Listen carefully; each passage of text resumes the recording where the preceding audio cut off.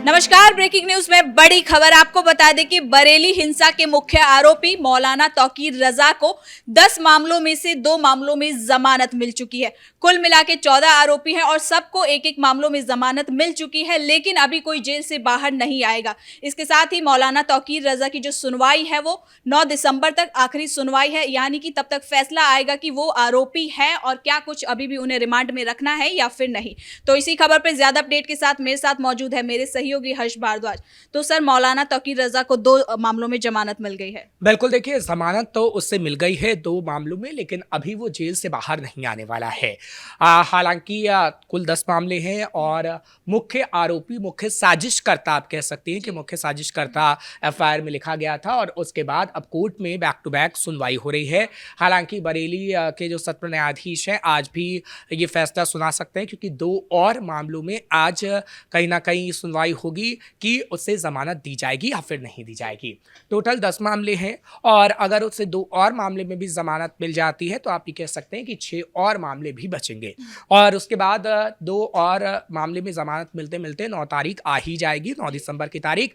जब 9 दिसंबर की तारीख को ये पता लगेगा कि वो जेल में ही सड़ेगा या फिर बाहर आ जाएगा, क्योंकि देखिए सड़ेगा शब्द का इस्तेमाल इसलिए हमने किया है क्योंकि कोई भी अगर ऐसा आरोपी है जो हिंसा फैलाने का काम करता है तो उसके लिए इस शब्द का इस्तेमाल किया जा सकता है। आप दंगा भड़काने की कोशिश करते हैं, आप हिंसा भड़काते हैं और पूरे शहर को दहलाने की पूरी व्यवस्था कर लेते हैं, तो आप कोई मौलाना नहीं हो सकते। आपको कट्टरपंथी शब्द का ही इस्तेमाल हम करेंगे और आप कट्टरपंथी ही हैं। कट्टरपंथ फैलाने के चक्कर में आपने पूरे शहर को दहलाने की कोशिश की।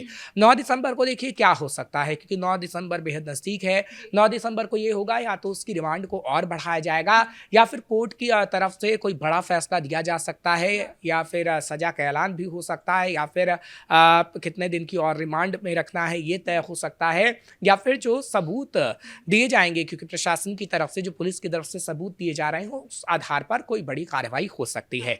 फिलहाल कोर्ट जो भी फैसला लेगा वो सबको मानना होगा और कोर्ट की तरफ से बड़ा फैसला आ सकता है, उसका हमें 9 तारीख तक इंतजार करना होगा। लेकिन हाँ, 2 और मामलों में क्या मौलाना तौकीर रजा को जमानत मिलेगी ये भी देखने वाली बात होगी, क्योंकि 2 मामलों में तो उससे जमानत मिल चुकी है।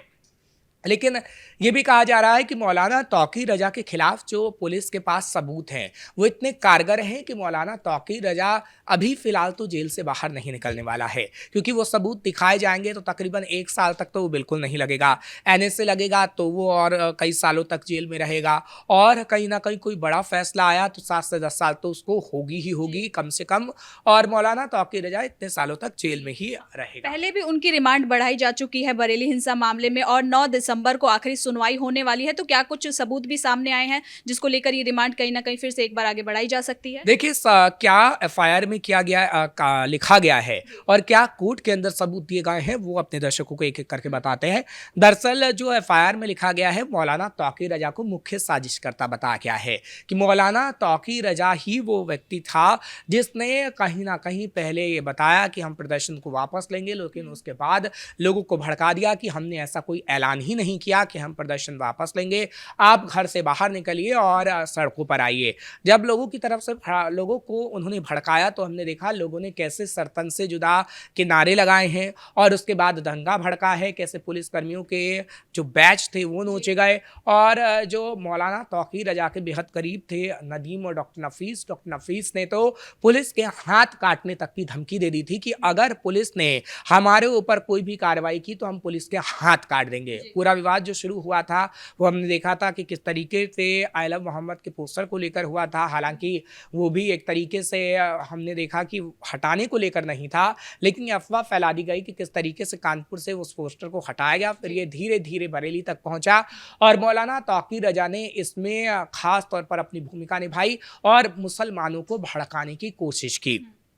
आपने वो तस्वीर तो देखी होगी कि कैसे कानपुर और बरेली के अंदर अभी तस्वीर आई थी कि एक बच्चे के बॉल से आई लव मोहम्मद के पोस्टर फट गया था, तब भी काफ़ी बवाल काटने की कोशिश मौलाना तौकीर रजा ने की थी।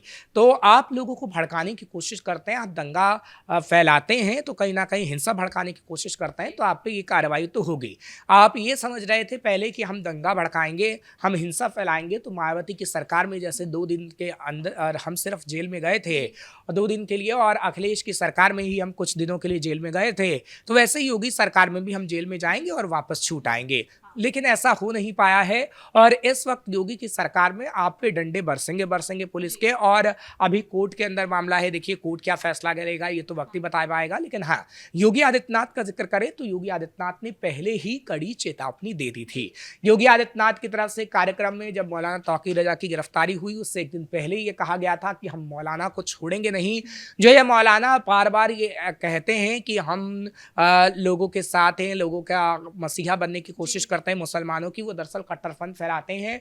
और जो मौलाना कर्फ्यू लगाने की कोशिश किया करते थे उत्तर प्रदेश में, अब वो कर्फ्यू उत्तर प्रदेश में नहीं लगेगा जो समाजवादी पार्टी की सरकार में, जो बसपा की सरकार में लगा करता था। जिससे ये अंदाजा हो गया था कि योगी आदित्यनाथ कोई ना कोई बड़ी कार्रवाई करेंगे।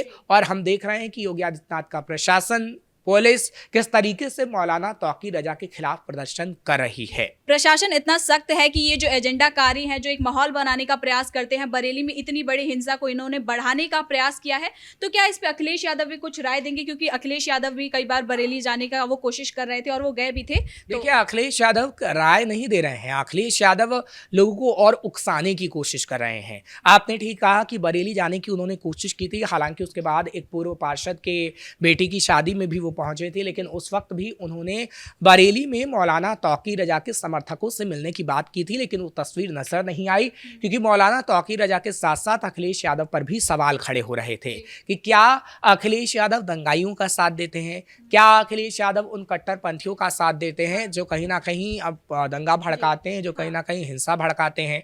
तो ऐसी सिचुएशन जो क्रिएट करते हैं, क्या उनके साथ अखिलेश यादव तस्वीर साझा करेंगे? क्या अखिलेश यादव उनके साथ में रहकर अपने आप की ही बदनामी कराएंगे? क्योंकि आपने हमेशा देखा है कि अखिलेश यादव उस वक्त में जब मुख्यमंत्री थे तब तो उन्होंने कट्टरपंथियों का साथ दिया, क्योंकि उन्हें एक विशेष समुदाय के वोट हासिल हो रहे थे।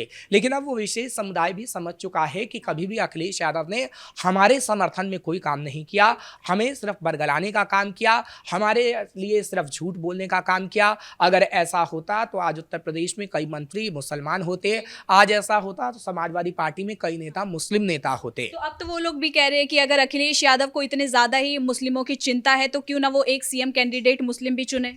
बिल्कुल, देखिए उनका खुद का गठबंधन ये सवाल उठा रहा है। गठबंधन में कांग्रेस है और इस वक्त अखिलेश यादव साफ तौर पर ही कह चुके हैं कि गठबंधन में ही हम लड़ेंगे, तभी हमें उत्तर प्रदेश में जीत हासिल होगी। गठबंधन में कांग्रेस है और कांग्रेस के नेता ही इमरान मसूद को आपने देखा कि इमरान मसूद ने कैसे सवाल खड़े किए। और इमरान मसूद ये कह रहे हैं कि समाजवादी पार्टी कौन होती है हमें इतनी सीटों पर बताने वाली कि हम इतनी सीटों पर चुनाव लड़ेंगे। और तो और कई कांग्रेस के ऐसे लीडर्स हैं जिन्होंने ये सवाल खड़ा कर दिया है कि क्या अखिलेश यादव मुस्लिम कैंडिडेट को सीएम बनाएंगे। ऐसे ही बिहार के अंदर भी सवाल खड़े हुए थे महागठबंधन में कि क्या तेजस्वी यादव किसी मुस्लिम को सीएम कैंडिडेट बनाएंगे। तो कहीं ना कहीं सवाल है कि आप मुसलमानों की सिर्फ बात करते हैं, मुसलमानों के लिए कोई काम नहीं करते। आप मुसलमानों को कहते हैं कि मुसलमानों के लिए हम ये कर देंगे, मुसलमान हमारे पार्टी में सबसे ज़्यादा हैं। तो आप ये एक दावा करिए कि मैं आगे आने वाले समय में सीएम नहीं बनूंगा, हमारी पार्टी से चाहे हो तो हम मुसलमान को सीएम बनाएंगे। क्या ये दावा अखिलेश यादव कर सकते हैं? नहीं कर सकते हैं। यानी कि सर जो मतलब ये जो मुसलमान हैं वो कहीं ना कहीं अब समझ चुके हैं कि अखिलेश यादव की जो राजनीति है वो कहीं ना कहीं सिर्फ वोट बैंक तक ही आधारित है और वो यही प्रयास करते हैं कि वो केवल वोट के लिए इस्तेमाल करें और बाकी जो राजनीतिक गद्दी है वो कहीं ना कहीं अपने पास रखे। बिल्कुल, देखिए वोट के लिए मुसलमानों को इस्तेमाल करने का जो तरीका है वो अखिलेश यादव को बखूबी पता है। और ये तरीका उन्होंने मुलायम सिंह यादव से सीखा, यानी अपने पिता से सीखा, जो वो अभी तक आजमा रहे हैं। लेकिन योगी आदित्यनाथ ने जिस तरीके से तमाम जाति को लोगों को इकट्ठा करके उनको हिंदू कहा कि आप जो 80-20 का फॉर्मूला योगी आदित्यनाथ ने दिया था उससे कहीं ना कहीं अखिलेश यादव धाराशायी हो गए हैं।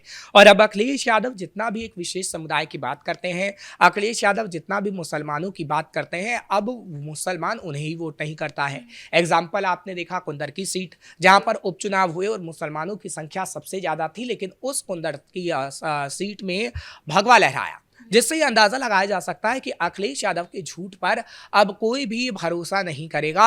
अखिलेश यादव कोई भी बातें कह ले, चाहे बनी बनाई हो क्या, चाहे वो सच भी कह ले, तब भी अखिलेश यादव पर अब भरोसा नहीं किया जाएगा, क्योंकि अखिलेश यादव ने झूठ बोलने का काम किया है। अखिलेश यादव ने मौलाना तौकीर रजा जैसे कट्टरपंथियों का साथ दिया है और मौलाना तौकीर रजा को जहां हम देखेंगे आगे आने वाले में सजा मिलेगी, वहीं आम जनता अखिलेश यादव को भी सजा देने का काम करेगी। तो कुल मिलाकर मौलाना तौकीर रजा को 2 मामलों में जमानत मिल चुकी है, बाकी 8 मामलों में भी सुनवाई होने वाली है और आखिरी सुनवाई होगी 9 दिसंबर को, जिसमें यह फैसला होगा कि उनकी रिमांड को बढ़ाया जाए या फिर वहीं पे स्थगित किया जाए। फिलहाल ब्रेकिंग न्यूज में इतना ही। कैमरा पर्सन कुणाल के साथ मैं सृष्टि शाह।